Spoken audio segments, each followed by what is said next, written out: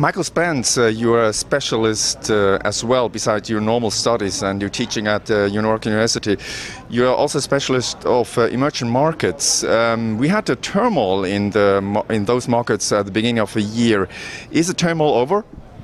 No, it's not over. I mean, these economies had big inbound flows of capital seeking yield, escaping the effects of monetary policy in the advanced countries. And now those flows have reversed and causing considerable volatility and turmoil.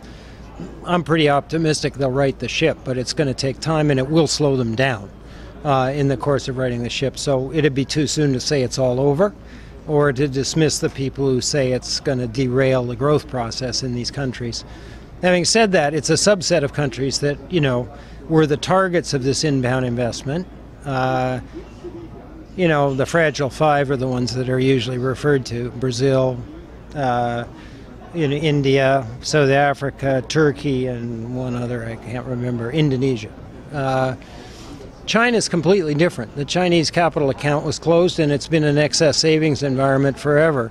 So there's a different set of challenges in China on varying time dimensions that people worry about because of the size of the Chinese economy and its systemically important impact, whatever happens, on pretty much everybody else.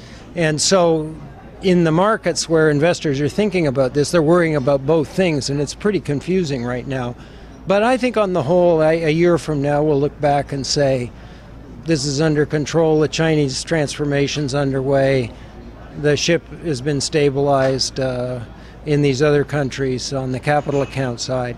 Longer term, there's some learning, right? I don't think in a world where you have very abnormal, big distortions and abnormal policies that you can simply say, well, I'm going to keep doing the same thing. It doesn't make any sense. That's why I made the reference to Switzerland. I say, regardless of whether, people think it's exactly the right response or not quite right, the notion that, in a perfectly balanced world, in advanced countries with deep financial markets, you'd have market-determined exchange rates. It doesn't mean when it's as distorted as the one we've been living in for the last 5 years, you keep doing the same thing.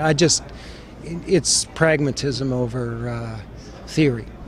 You say with the tapering and the rising of short-term interest rates in the US, the asset classes such as equity and fixed income, they will resettle downwards. Why is that? Well, the discount rate's going up. Now, some people wonder why the discount rate went down if it was viewed as temporary, but when nobody knew what the length was. And I think the general view, and I share it, is that the monetary policies elevated asset prices.